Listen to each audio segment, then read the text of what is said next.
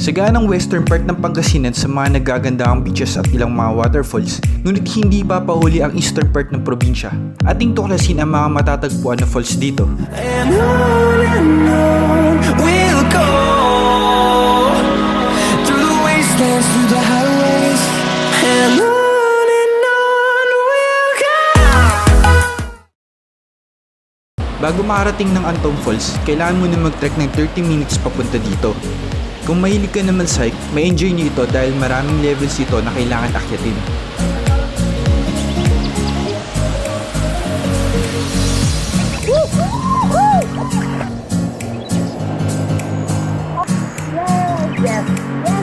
AntongFalls mga kaibigan. Bukod sa pagligo, pwede ka rin mag-cliff dive dahil meron itong mga natural pool na lagpas taong lalim.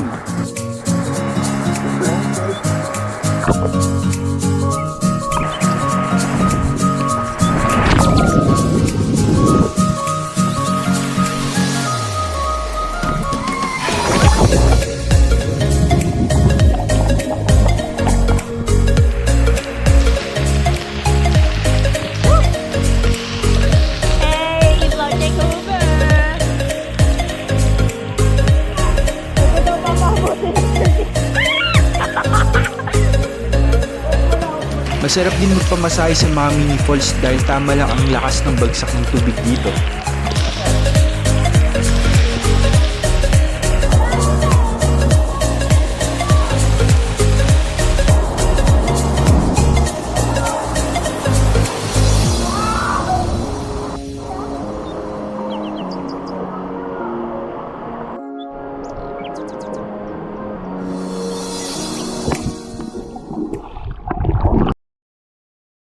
Bago makarating ng MaranumFalls, kailangan mo na mag-trek ng 10 minutes.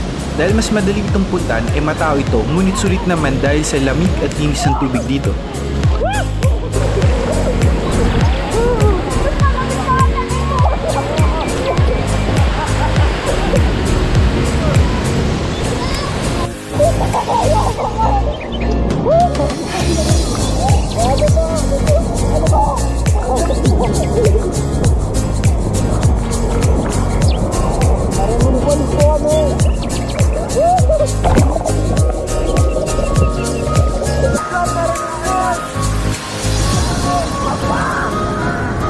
Talaga namang nakakamiss ang mga napuntahan naming mga falls.